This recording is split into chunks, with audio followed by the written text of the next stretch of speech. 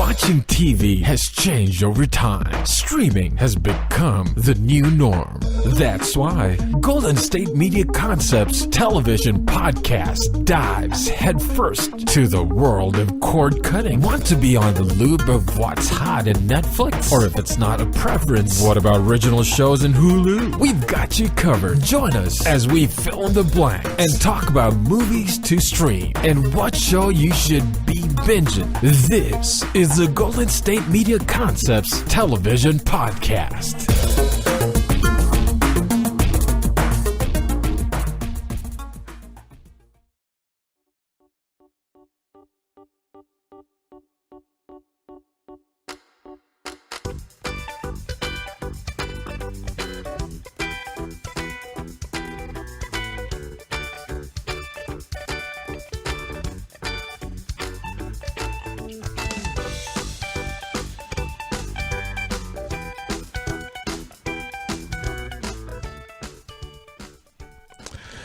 Greetings, people of Earth and the known universe. This is Golden State Media Concepts television podcast, and I'm your host, Keith.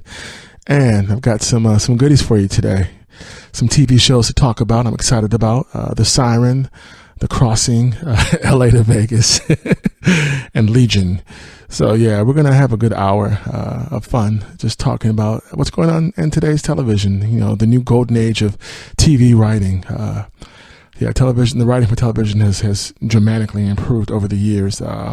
Some might say that it rivals that of the regular Hollywood making movies. That the writers for TV might actually be doing a better job than the writers who are making movies today. So I'm sure that's a debate that might go on for a while. Getting started, let's talk about The Siren.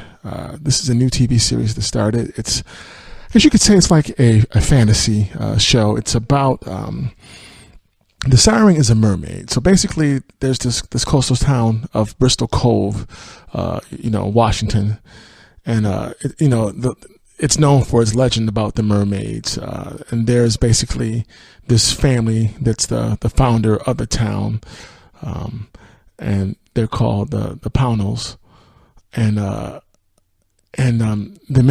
two main characters, Elaine Powell plays Wren, who is the Siren or the mermaid that the show is focused on, and Alex Rowe plays Ben Pownal, who is he's a part of this founding family of the town, the Pownals. Every year they have like a festival that they do. And the father, the patriarch, comes out and he talks about how his great-grandfather was in love with a mermaid and how the town got started. And he's got two sons, and his wife is in a wheelchair, which is interesting, dynamic. And she's sitting there next to her husband on the stage as he brings out he attempts to bring out both of his sons to show a united front, and that the family is this great family, and that they love the city that they live in. And it's this festival is also good for tourism for Bristol Cove in Washington. So, and then the one younger son, Ben, he's just like a rebel. He doesn't want anything to do really with the family business, and he's got a girlfriend that he feels that maybe his family may not approve of.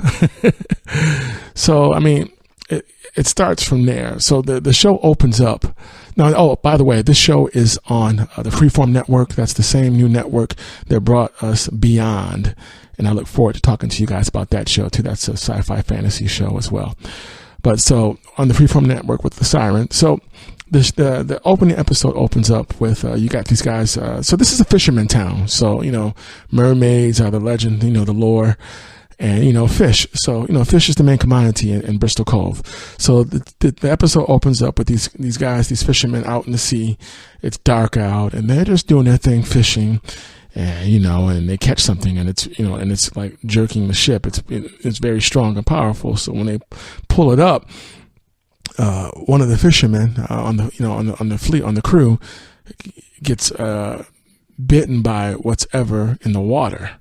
So they manage to cage it along with the fish, And when they take a look inside, you know, it's blowing their minds at what they see And the one fisherman who got, bitten by the thing that was in the water, he's in bad shape.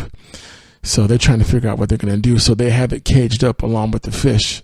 And, they're trying to attend to their colleague. And, they're, the captain and the son, they're looking like, what is going on? All my time on the, on the seas, doing this job, we've never encountered such a thing. And all of a sudden, a helicopter flies over the boat, and these government officials come out, and they're like, we got it from here. We'll take what you found. And they're like, well, my friend needs help. He needs medical assistance, or he could die. And they say, well, we'll take him too. So they take him, and and the container, and the father and the son who run the this boat. They're looking like, what's going on? What is this? So they get back to to shore, and they're freaking out. I mean, they looked inside, so they know what they saw, but they still can't believe it. So eventually, you see a lab, and this is where that container was taken from the government, and they talk about what what it is that they have, and eventually you see a close up of this big aquarium container, and you see this mermaid in there just looking at them, and she's got teeth that look like fangs. So when you think of mermaids, you think of this beautiful visionary woman with a fishtail, like in Splash with Daryl Hannah and Tom Hanks reference. Check it out. You can Google it. And that's not the case with this. This is not your mom and dad's mermaid or Siren. Siren is another nickname for a mermaid because they would, legend has it, the folklore, they would be like on these rocks, and they would sing, and it states that whatever they would sing would be so beautiful and tranquil that any sailors in the near area could come to them, because they would be lured by the magnificent song that they were singing, and they would be lured to their death. And I believe that's a part of the Iliad and the Odyssey, actually. So yeah, so mermaid and siren, they're one and the same for the most part. So that's one of the reasons why that name comes up. So when we see that, okay, so here's a mermaid. So, I'm thinking, is this the Siren? Is this the one that the show's based on? But as they say, but wait, there's more. So what happens after we see that there's, this mermaid / siren in the aquarium, and you can tell that she wants to get out. And then there's a scene, another close-up of the fisherman who got bit.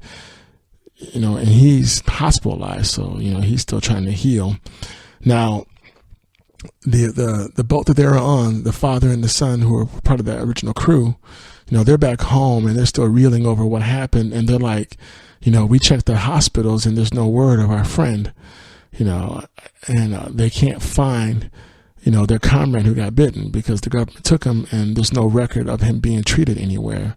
So they're freaking out, like, what's going on? So the one fisherman's son, he calls up Ben Pownell, who's basically the main character besides the Siren, and he's just like, I need for you to meet me. So Ben comes over to see his friend, and you find out. So the fisherman's son also has a roommate. And, they all worked together on that boat, and they were all there. So you find out when Ben comes over to visit at the guy's apartment that there's kind of bad blood, because he used to be a part of their crew and he quit on them. So the fisherman's son's roommate has ill will towards him. He's just like, you left us, you're not really down, you're not our friend. Why are you here? You shouldn't trust him. So the fisherman, his son, and the other co-worker are all at the apartment. I should have said that too.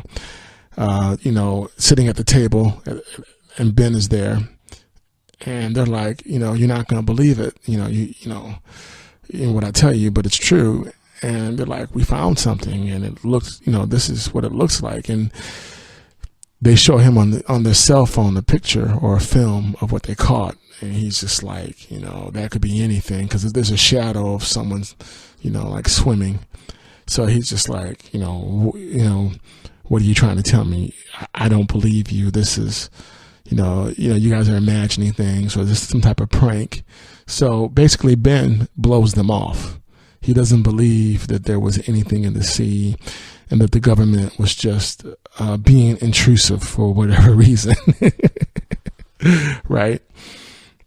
So you also get to see a scene where before that happens, as I told you earlier in the day, Ben's mom is in the wheelchair, and she comes to visit Ben at his apartment, and she asks him, how come you weren't at the festival today with us?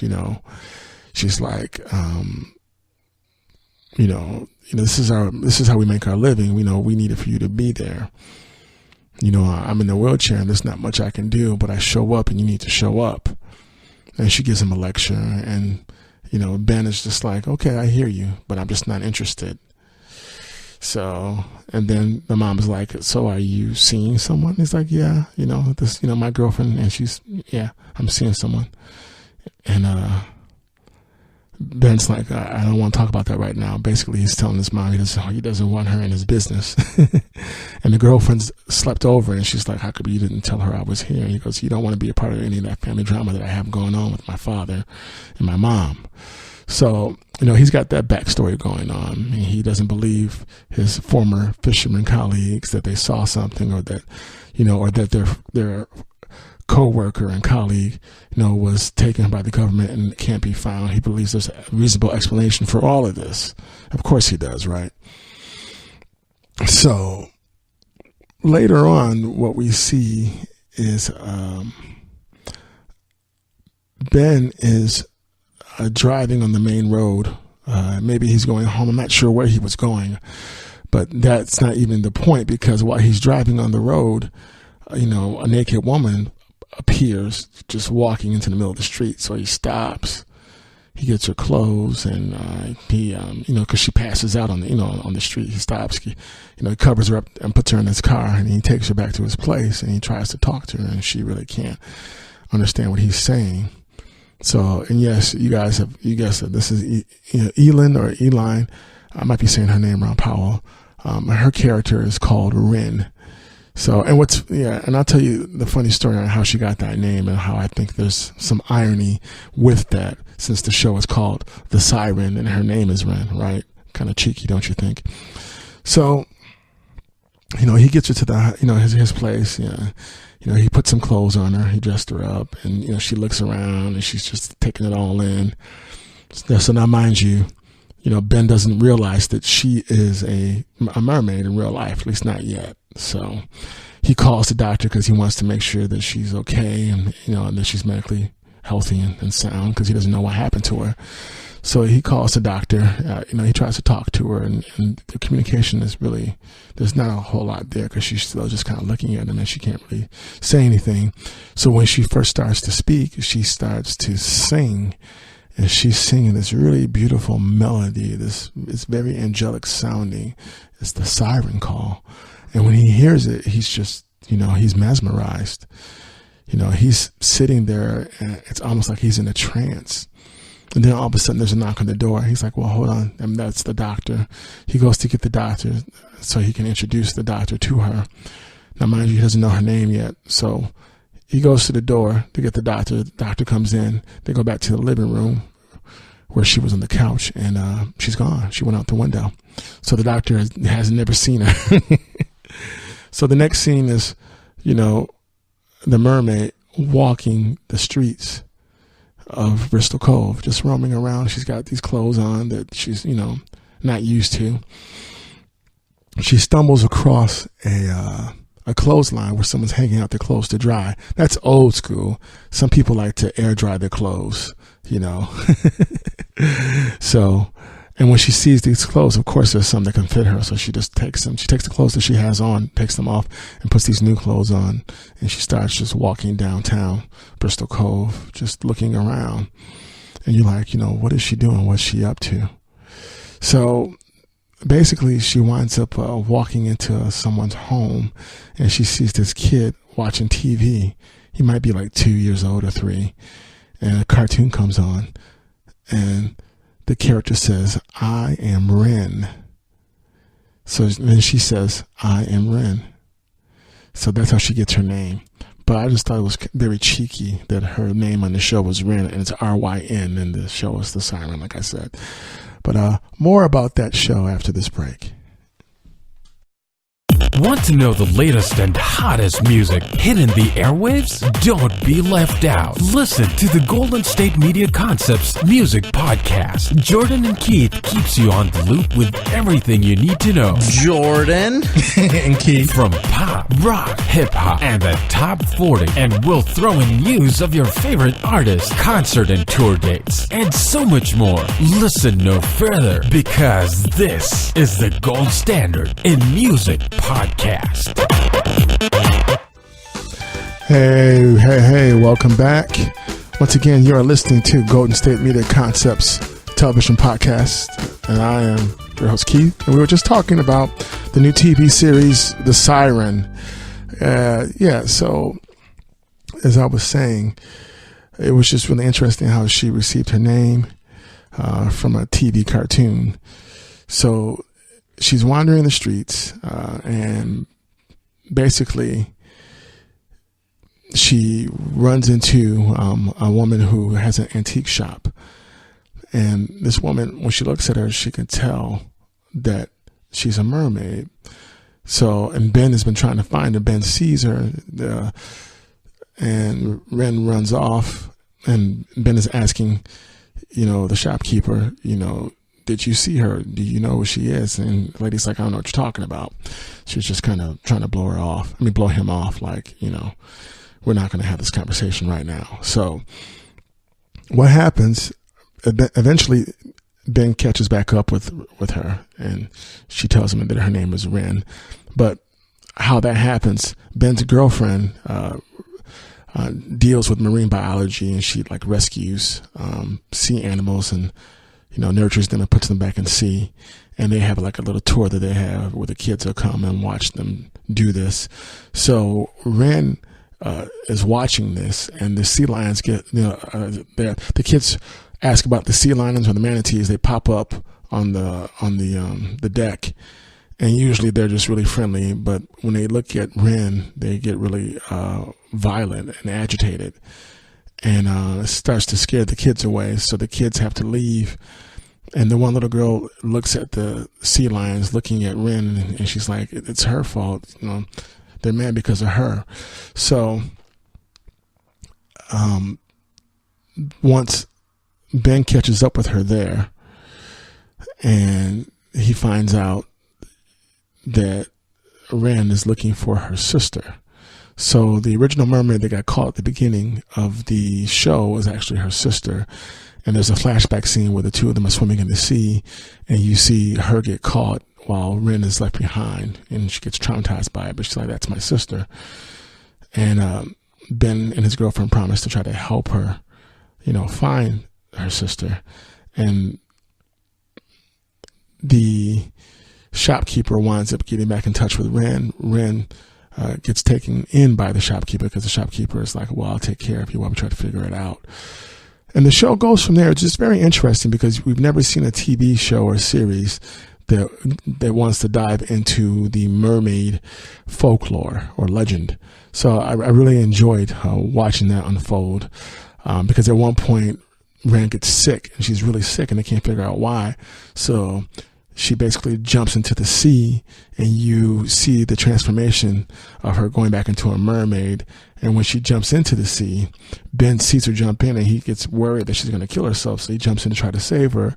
But when he jumps in and she sees him, because she's back as a mermaid, she attacks him, and he barely makes it out of the sea alive. That's when the shopkeeper explains to him that, first of all, your family has a sort of history with mermaids in this town. They killed so many of them. And when mermaids go back into the water, they become feral, and, they become violent and very protective or defensive. So Ben is just processing all that information. Now he has to try to figure out, where had they taken Ren's sister. So, and that's how the second episode ends. So it was a 2-hour premiere of the show. But yeah, it's really fascinating. I'm looking forward to seeing how it all plays out. But I like what I saw so far. And this show airs on Thursdays on the Freeform Network. So you definitely want to check that out.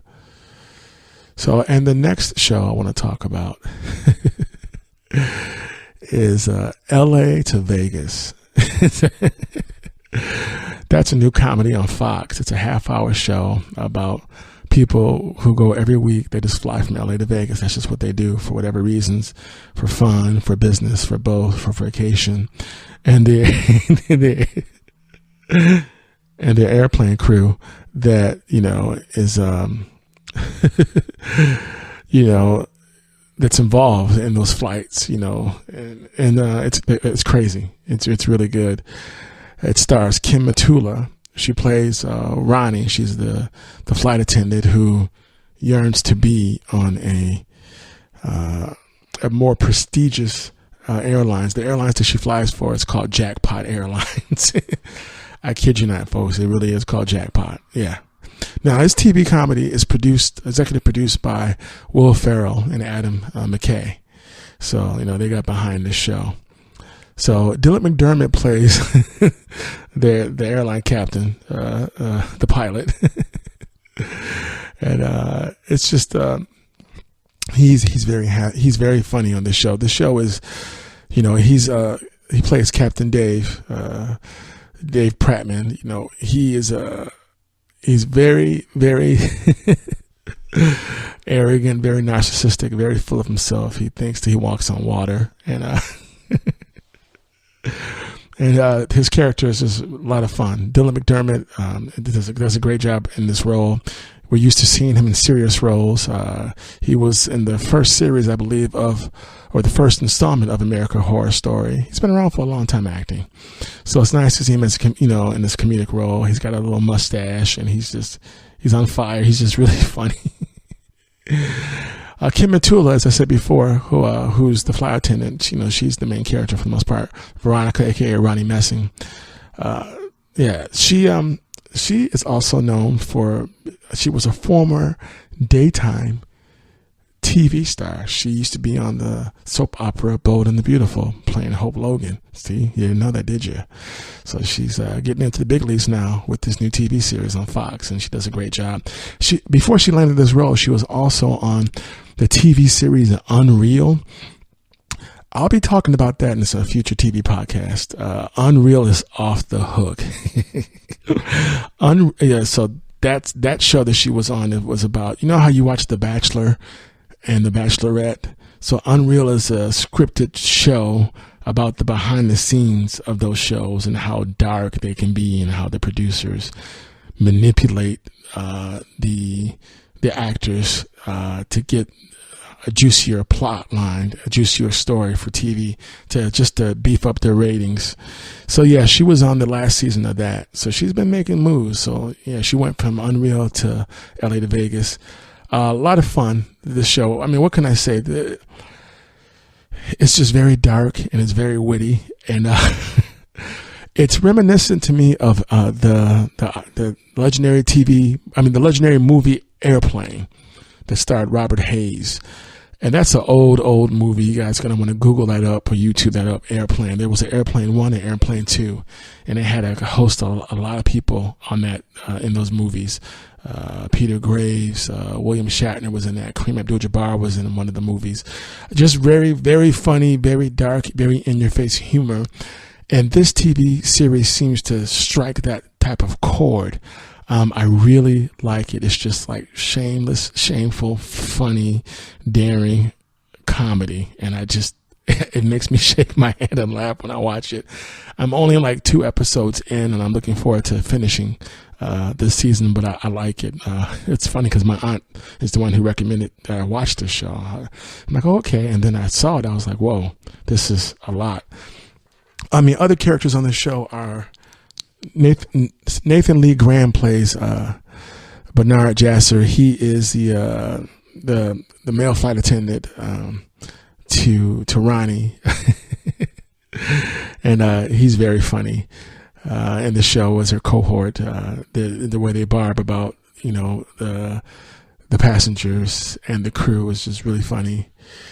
And Olivia Macklin almost steals the show. She plays Nicole Hayes, a professional stripper who's always, she's always going from LA to Vegas. And you always see her sitting next to someone, always trying to recruit them to come to the strip club so they can ask for her, so she can make money. And she's shameless. She doesn't care if you're old, young, straight or gay. She just wants you to come to the strip club just to watch her, just so she can get paid. It's very funny. And, Peter Stormare plays Artem, and he's like this, he's this Russian bookie and gambler who's just, you never know what he's up to and what his angle is, but he loves to harass the other passengers on the flights. And, he just imposes himself on people, whether they like it or not. And it's just, he steals the show in his scenes, and he's been around for a while. He's been in other roles. He was in Taken. I think he was in Taken 2, but he's played the bad guy in a few films. But yeah, you'll like him in this role. And Ed Weeks is Colin McCormick. He's a British professor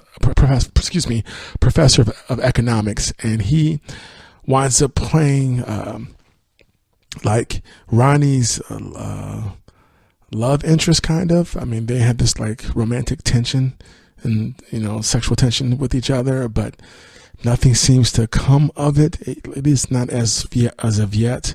There's a push and pull. He likes her, she likes him, but she's hesitant. And then, on one flight, she sees that he's with a woman and a child, and she thinks, "Oh, you're married? You wanted to tell me this," because she was starting to really like him and wanted to get to know him, because he's funny and dry and a little bit arrogant. And she finds out later that, well, no, he's divorced or separated, and they have a son, and he's just going to Vegas to visit his son and spend time with him. So that, of course, that melts her heart a little bit, but she still doesn't know whether or not she wants to date him. So there's the push and pull of that show. But I'm definitely looking forward to seeing where this goes.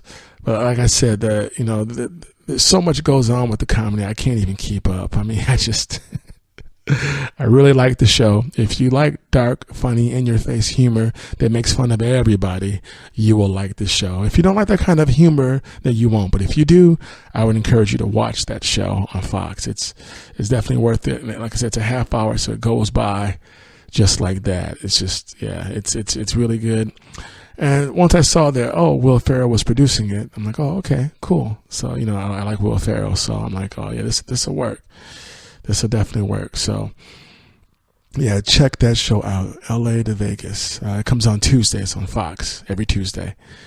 And, it's a first class series. But yeah, so, the plot is, will Ronnie's character ever get on a different airlines that's more reputable, that pays more, or will she always be stuck on this LA to Vegas? And, is the captain as great as he thinks he is? Because yeah, I mean, the last episode that I watched, what happened was, they're doing they're on the flight, and as I was telling you about, the one character who is a stripper on the show, she's sitting next to a man, and an older gentleman, and she wants to to pour on the charm. So yeah, Olivia Macklin is Nicole Hayes. Yeah, so she's sitting next to this older gentleman, and he starts coughing, and she's like, "Oh, we have something for that. Just ask for this person. She just got over gonorrhea." So I mean, you're just like, who says these things to people that you just met? I mean, you're so in shock. You're in shock and you laugh at the same time. But what happens throughout this episode is that this man winds up dying on that flight.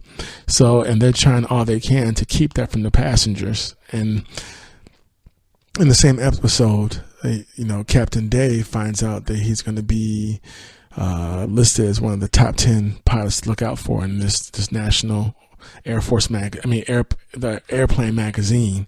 So he's all excited and stoked about that, and he's been bragging to everybody about that. But while he's flying the plane, all of a sudden he starts to choke.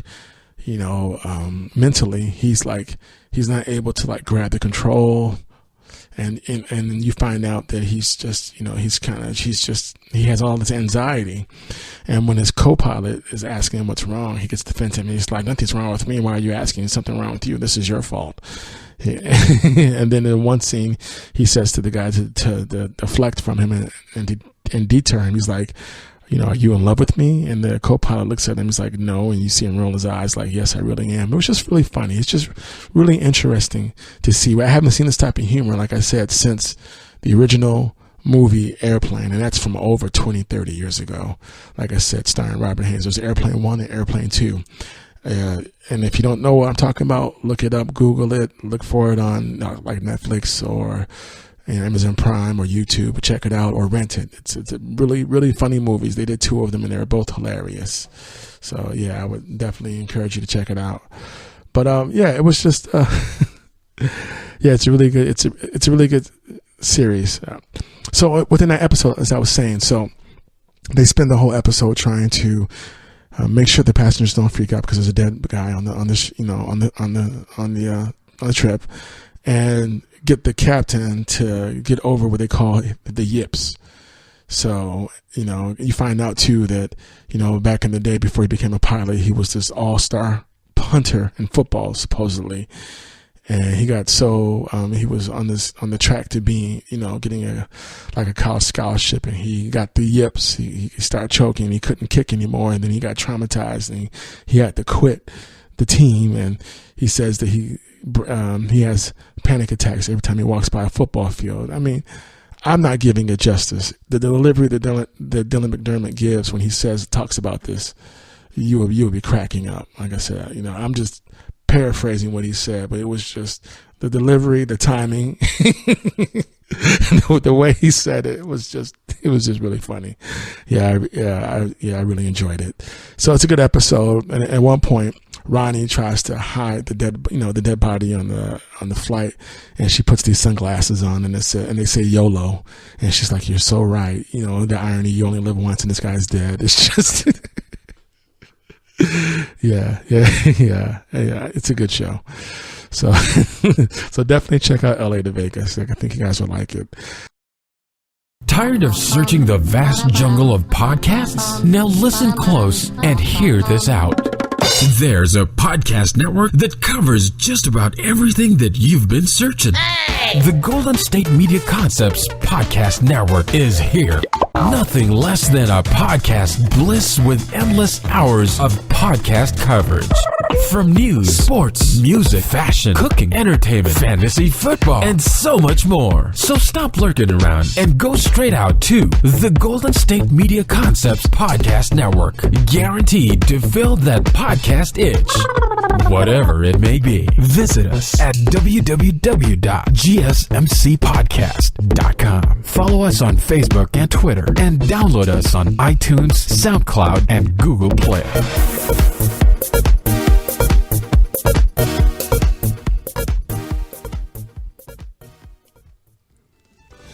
Hey people, welcome back. Once again, you're listening to Golden State Media Concepts television podcast, and I'm your host Keith. And we were talking about LA to Vegas. Now we're going to talk about another new show called The Crossing, which just premiered on ABC, I believe on Sunday. And it's interesting. It's a new science fiction TV show. It's about these refugees. Basically, they're coming from a war-torn country, and they're looking for asylum, in America, or say on Earth. So what happens is that the show opens up, and you see this woman swimming in the water, and you see all these other bodies laying in the deep blue sea, and they're like sleeping or like in suspended animation underwater. And you see this woman swimming over to this little girl, and she's like giving her mouth-to-mouth resuscitation. She's breathing into her. So I'm assuming that she's trying to give her life. So the scene, you see that, and then it cuts to you see this yoga class, and you see this man trying to do a stance on his right hand side, and he's struggling. The whole class is doing well, and he's kind of struggling. Then all of a sudden, the deputy walks into the room and asks to speak to the man. You find out that he's the sheriff. This show stars Steve Zahn, who plays the town sheriff, Jude Ellis. And he tells him, well, sorry to interrupt, Sheriff, but there's a dead body, or there's a body that's been reported on the beach. And the sheriff looks at him like, no one goes to that particular beach that you're talking about. He goes, I know, but we got to go check it out. So, as they're walking to the car, the deputy says to, Sheriff Ellis, did you see stuff like this in Oakland?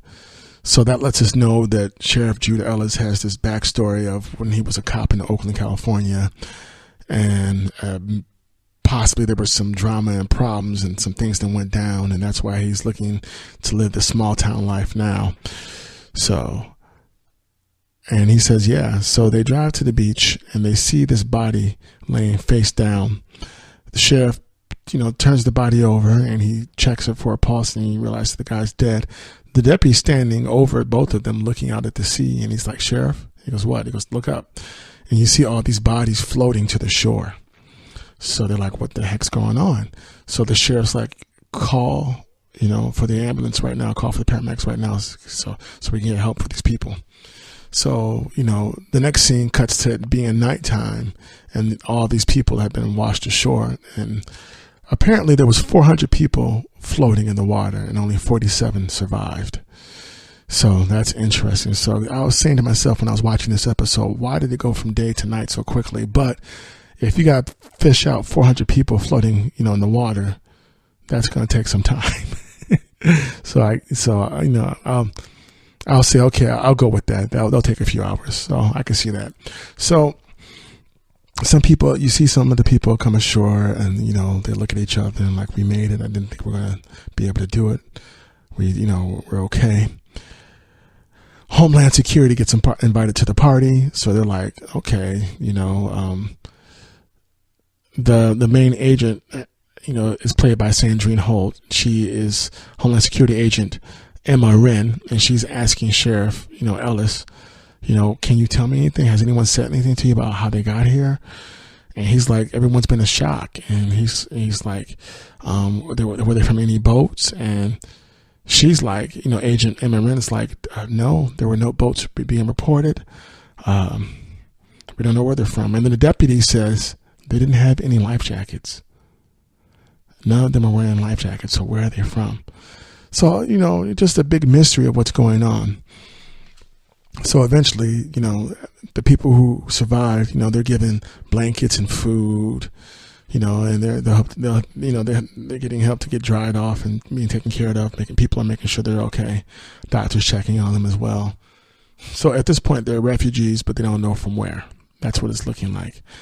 There's a little girl sitting by herself on the beach, and of course, Sheriff Ellis sees her, and he's like, he's kind of concerned because, this little girl who was part of this crew and there's no one with her. So he goes over to her and he asks her, he goes, hi, I'm Sheriff, Jude Ellis, what's your name? And she's like, my name is Leah. And he's like, are your parents here? And she points to the scene and says, my mommy's there. So the sheriff assumes that the mom is dead. So of course, that pulls on your heartstrings. Like you see this cute little girl, sitting on the beach by herself, and you're like, well, what's going to happen to this girl? And the sheriff's like, well, can you tell me what happened? And he's just like, she's like, well, no, we came here. He goes, well, why are you here? And she says, because of the war. And he says, there is no war. He said, and she says, it's coming. So, and then an older gentleman who overhears the conversation says, there's a lot more than what you guys know what's going on. So the next scene is, Agent Emma Wren from Homeland Security interviewing the different, survivors and asking them what's going on. And they all stick to the same story that we're not from here, we're from your future. And, we came here because there's a war that decimated everything from where we're from. And this is where we wanted to be because we wanted to be safe. And that war is coming. And the people leading that war, they're called Apex. So, Homeland Security agent, she doesn't know what to take of this. Neither does the sheriff. Well, the sheriff hasn't even heard what's going on. She's keeping him out of the loop. So, and of course, that when the, FBI or any government agency gets a hold of a crime scene, they always have the jurisdiction, at least in this country, in America, to take over it if they see fit to claim jurisdiction, So, and that's what basically happened. And the agent, Agent Wren, she's like, well, I think these people believe what they're saying, and she's telling one of her colleagues that, they all have a consistent same story. No one really deviated from what they were saying. They're all consistent in what they're saying about where they're from and why they're here. So the sheriff calls because when he gets back to the station, everyone's like, what's going on? We know there was a disturbance at the beach. What can you tell us? And he's like, well, I'll let me stall them. Let me find out. He calls Agent Wren, and she's like, well, no, actually he goes back to the beach, and he's told he can't go in. So he meets Agent Wren by the entrance at the beach, off the road. And she's like, well, we've taken jurisdiction, and I can't tell you what's going on for your protection as well. And she's like, but I will, provide you talking points. So when you have your press conference, you can, tell them, you can have something to say to them. So now, of course, he's going to be agitated that she's saying that to him, and that she's kind of, she's treating him like his position in the community is not important as sheriff, So it's just like, and so we're going to give this to you, we're going to spoon feed you information. So of course he's agitated about that. But at the same time, it's interesting because it's just like, how do you tell this person that these people are from the future? No one's going to believe this story. So she's like, we'll call you. We'll give you the information that you need. So later on, he gets that information. She sends an agent over to his house, and she gives him the folder. So, and then you see him have the press conference on TV. Now the plot thickens because remember that lady at the beginning of the episode that was swimming in the water, and breathing into that little child's mouth to give her air and oxygen? Well, she wakes up, on some fisherman's boat, far away from where all of her cohorts were. So, and, she's just like, where am I? And, did they make it? And the fishermen are like, what are you talking about? And she's like, I need for you to see, look into this to see if any people showed up, recently, from the sea. So the guy's like, okay, there's a story. There's some people that show up, at this beach. So, we'll be there soon. So I'll take you, well, I have to do some more, I have to find out more information. I don't know all the details, but whatever I find out, I'll let you know. So she's like, okay, cool. And she's just real quiet. So, I'm thinking this is Leah's mom. I mean, well, yeah, at this point, it's Leah's mom, but it just hasn't been said yet. So, she's this mysterious woman with black hair, and you're just like, okay, so what's going to happen, So the next scene, she's at this restaurant, and she's eating because you tell she's hungry. The guy who, found her in the sea sits at the table and tells her, hey, yeah, there were some people found at this, at this beach. I can take you there, but right now I'm getting more information. So just sit down and just relax and eat some more food, get your sustenance, just eat and so you can get your strength. So she's like, okay. And she's all excited about, being reunited, with the people who showed up. So now, mind you, she doesn't say she's looking for her daughter yet. She just, all as a viewer is that she's looking for the people. No, so the next scene, it's like everything stops around her, like time is stopping. And, they cut, and you're like, what's that about? So the sheriff, he gets a phone call. Well, actually, excuse me. He calls his ex-wife because he wants to talk to his son. So now I'm liking this show. I'm liking how it's set up, but I get tired of I'm a police officer, I'm divorced, and I got a kid. That's become cliche. What would be new to me if there's going to be a policeman on the TV show who's a main character, or a police woman, either one, or a police officer, let them be married and have kids and try to juggle that while you got all this cool, crazy drama going on. Why don't we try that? Yeah, why don't we try that? Wouldn't that be nice?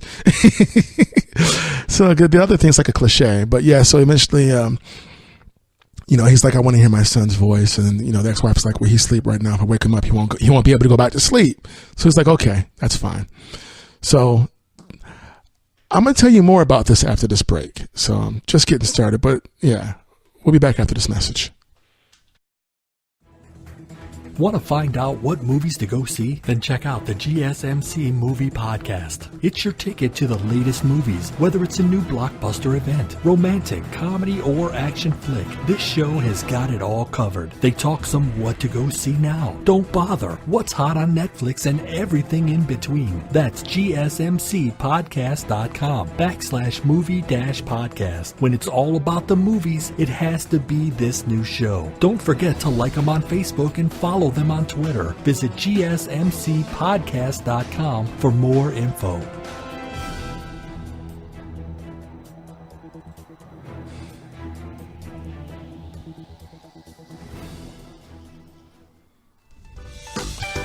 Hey, what's going on, people?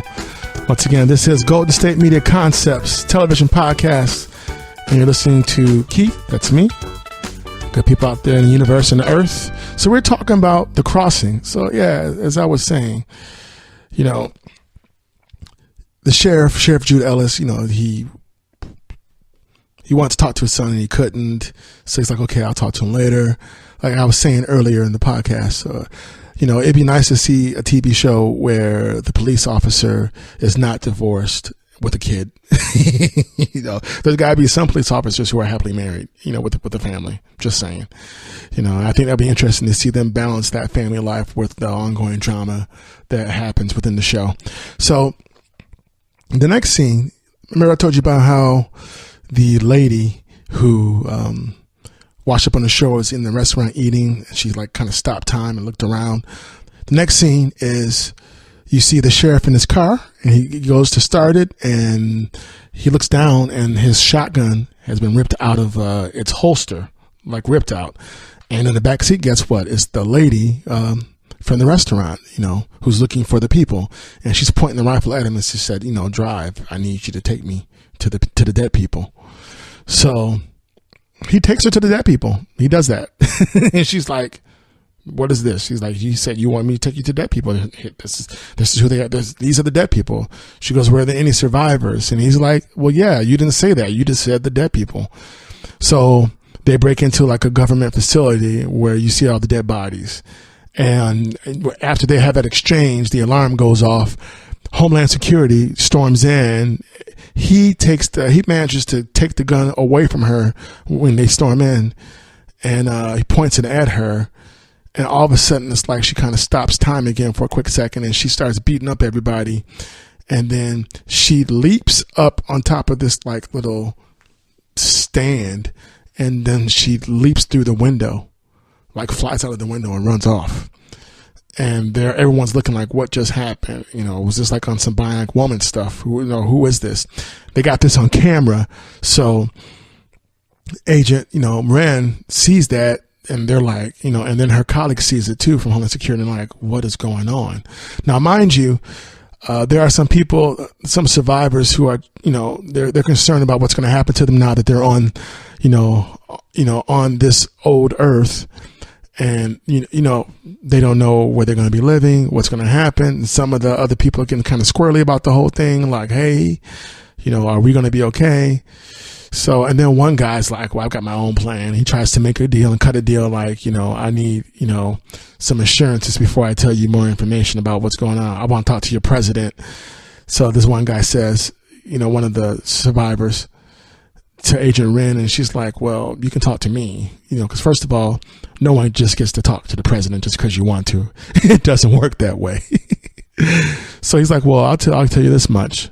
We're not the first ones to arrive here. So, of course that gets your curiosity.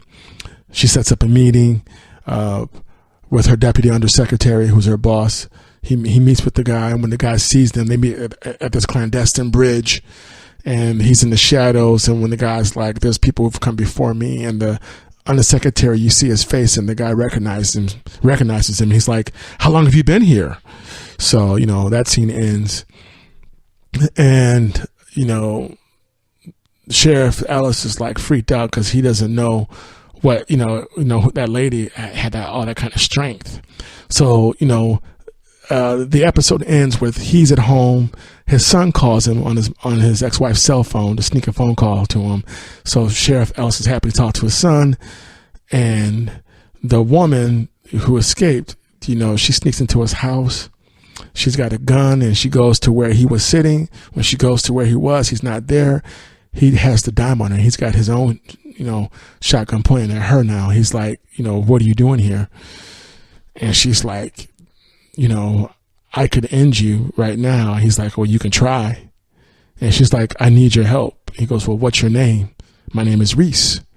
So, you know, Reese is Leah's mom. And she's like, "Well, what do you need help with?" He goes, "I need to find my daughter." And then it ends with him saying, "Well, tell me everything." And he puts the gun down. So it looks like it's really interesting because now the Homeland Security saw what she could do. They're like wondering if any of the people that they relocated, they did relocate the people to a little camp where they can live for now. But it's all off books. And Agent Wren is wondering if any other people who survived had the same powers as Reese. So it's going to be real interesting to see how this goes and how Sheriff Ellis figures out a way to try to reunite Reese with her daughter, Leah. So Leah doesn't know that her mom's alive. But I'm looking forward to seeing how the story envelops. Once again, that's called The Crossing. So that's really cool. That airs on ABC, and that is on Sunday nights. So you should check it out. No, excuse me, Mondays. And it's at 10 p.m. Pacific Standard Time on ABC, The Crossing. So check it out. I think you'll like it. So, last but not least, the Legion. I want to say The Legion. No, Legion on FX. Season 2 finally started. So, what do I want to say about this show? And where do I start? Legion it's based off of a Marvel comic superhero, David Haller. He's a mutant. As a young boy, he always heard voices. So everyone thought that he was crazy and schizophrenic, so they were always medicating him. So he doesn't know it yet, but he's actually the son of Professor Xavier from the X-Men and a part of the X-Force. And he may very well be the most powerful mutant on Earth. Dan Stevens plays David Haller. And he does it's a great job. The show is a trip. It's really, it's very trippy. I like it. And now I like weird stuff. Don't get me wrong. And I love science fiction, and I watch all the superhero TV shows and movies whenever I can. And FX can be very cutting edge. They have Atlanta. They have this show. What do I say? So the last season ended with David defeating. So turns out that the schizophrenia that he thought he had wasn't schizophrenia. It was a living parasite in his head. It's a super villain named the Shadow King. It's a parasite that was feeding off of David and just warping David's sense of reality. So at the end of season 1, he defeated the Shadow King, but then he got sucked into like this flying orb. It carried him away. And so the season 2, episode 1 opens up with him. It's basically, that ordeal felt like it just happened a day ago, but he finds out throughout the show there's actually been a year since he disappeared. So when they found him and he was unconscious for a while, and they finally got him to wake up, and the first thing he asks for when he wakes up is some waffles. Now, his girlfriend is named Sid Barrett. I kid you not. Played by Rachel Keller. She does a great job. Aubrey Plaza is Lenny Busker, who's also the Shadow King, his alter ego inside his head. So she has a very cool, dark, and sinister role in the show. The visions that you see with her inside David's head, they'll kind of mess you up. And there's a scientist who has been frozen in suspended animation for years, and he's played by Jermaine Clement from the Flight of the Conchords TV show fame. So he plays the scientist. So when he finally wakes up in season 1, he winds up getting possessed by the Shadow King and taking off. So now they're all trying to get to the Shadow King and destroy him. You find out throughout the episode that David is now with Division 3, and that's this, we assume, a government organization, secret organization that's dealing with these supernatural matters. And, it's led by this guy named Admiral Fukuyama, and this guy is wearing a large head basket over his head, so you don't see his face. Very strange. And he's got these assistants, these ladies with the valiant haircuts, and they have mustaches, and they talk in a sing-song type of voice. So that just, I'm like, what is that? That's just like a little too weird. I don't get the purpose of that symbolism. I don't know what that's supposed to mean. It's kind of just off-putting, because it's like, it's like, am I watching a superhero TV show or not? Or is this like some Twilight Zone stuff with a dude who's crazy, who's not, but is, who's got powers? What's going on? But what I do know is I can't stop watching. I'm curious to see how this all plays out. His girlfriend, Syd Barrett, yes, folks, the original lead singer from Pink Floyd. Someone's obviously a Pink Floyd fan. So, and I guess maybe the show is kind of directed in a kind of The Wall type of vibe. The Wall, I'm talking about from Pink Floyd in the 80s, that legendary concert film and double CD. But I digress. But yeah, she doesn't want people to touch her. So, but she finds true love with David. They meet in the insane asylum, and if people touch her, she takes on their body. That's why she's afraid to be touched. So it's, but when she meets David, she's not really afraid. And like they had this whole fantasy, dreamscape, telepathy, mental thing going on. So the visions, the scenes and the symbolism and just the different flashes of things that you see in the show are very interesting. But basically, it's just, the show is just really, it's a cool show. The first episode is still kind of confusing, but I'm going to tag along to see what happens next, because, they put David in this water tank to enhance his mental ability so he can try to track down the Shadow King. Because what you find out is that the Shadow King is looking to find his body. So once he can get back into his body, he's unstoppable, allegedly. And it appears that maybe David's the only one who can stop him. So they put David in this water tank to boost his mental power so he can try to track him down. You find out that David finds the Shadow King, and Lenny, so he's finding Oliver Bird, who's Jermaine Clement, the scientist who was frozen, who got possessed by the Shadow King. So Oliver Bird and Aubrey, they're possessing the Shadow King. David finds them at a disco, and they have this dance off. And the end of the show, David's girlfriend, Syd, is asking him, are you keeping things from me? How come you're not talking about the things that you've seen?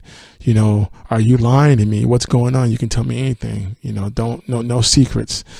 The end of the episode, he's in bed, and you can see he gets up, and there's a flash of like a dream sequence where you see you see Lenny coming over to him and merging with him. So you find out that basically she got back into David's head again. So now we don't know what's going to happen. So David's keeping secrets, but there's also a scene where when he was in that orb, there's a flashback scene, and Syd was the one communicating with him, but she didn't talk. But so she would sign language kind of draw what was going on, and she basically told him to help the Shadow King find his body. So Dave's all confused, like, why am I doing that? But yeah, Legion is a cool show. Of course, it's executive produced by Stan Lee. I'm curious to see how the whole Professor X being his dad thing plays out, because David doesn't know that yet. So he doesn't know that he's tied to the X-Men. So I'm curious to see how this season goes. But that's on FX. You should check it out. It's a really good show. And that show, Legion airs Sunday nights. Yes, it does. On the FX channel. So check that out. Well, folks, thank you for listening to the Golden State Media Concepts television podcast. This has been Keith. It's been great talking to you guys. Hope you had a good time. I know I did.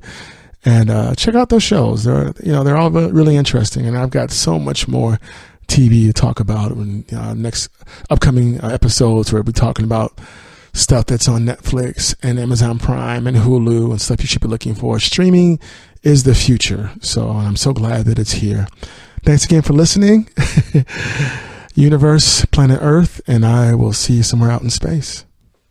You've been listening to the Golden State Media Concepts television podcast, part of the Golden State Media Concepts podcast network. You can find this show and others like it at www.gsmcpodcast.com. Download our podcast on iTunes, Stitcher, SoundCloud, and Google Play. Just type in GSMC to find all the shows from the Golden State Media Concepts podcast network, from movies to music, from sports to entertainment, and even weird news. You can also follow us on Twitter and on Facebook. Thank you, and we hope you have enjoyed today's program.